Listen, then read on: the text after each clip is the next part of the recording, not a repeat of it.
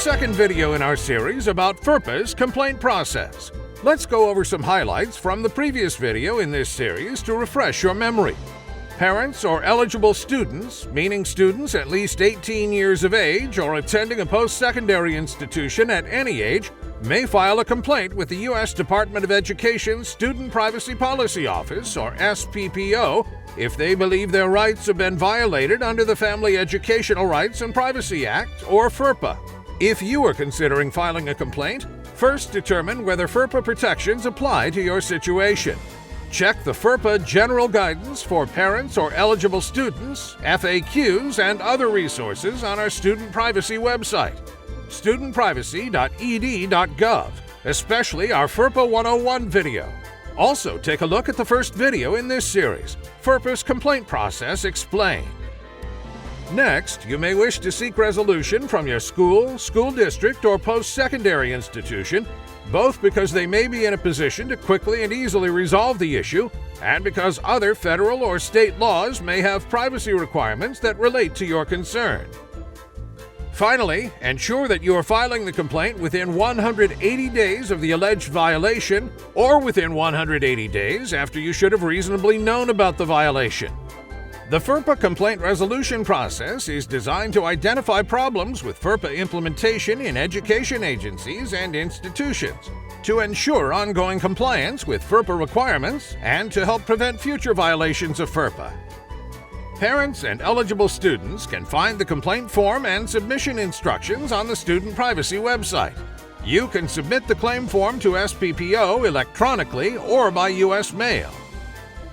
As you prepare the complaint, please remember the following. Your complaint must be in writing and contain the facts supporting why you believe a FERPA violation has occurred. Provide all requested information on the complaint form. Any attachment should include only information needed to support your complaint. If more documentation is needed, the caseworker reviewing your complaint will contact you. SPPO will confirm receipt of your complaint and ensure that it is ready for the first step, the intake phase.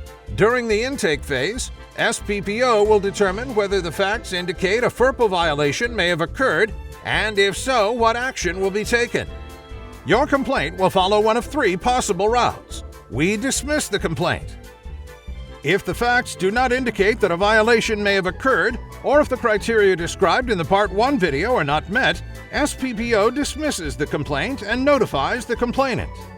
We initiate either informal intermediation or resolution assistance. The most time-sensitive complaints are usually about a parent or eligible student's right to access or amend the student's education records. But these complaints are often the result of a simple misunderstanding of FERPA's requirements. When appropriate, SPPO may facilitate communication between the education agency or institution and the parent or eligible student to help resolve the dispute. Many complaints involve an isolated accidental disclosure of student education records. Often, the most effective response to these complaints is to help the education agency or institution improve its policies, practices, and security controls to help prevent future incidents. We initiate a formal investigation. If we initiate a formal investigation, we notify both you and the education agency or institution through official written correspondence. The notice includes the substance of your allegations and requests a written response from the education agency or institution.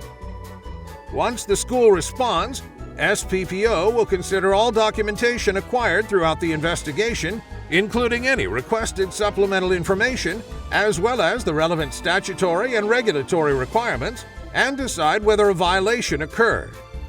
Both parties are notified in writing of our findings and the basis of those findings. If a violation is confirmed, we may require specific corrective action, such as revised policy or procedures or mandatory training, to bring the education agency or institution into compliance with FERPA requirements. When the education agency or institution has completed the required corrective action, SPPO closes the complaint. As always, if you have more questions, please feel free to contact the Student Privacy Policy Office directly by email or phone.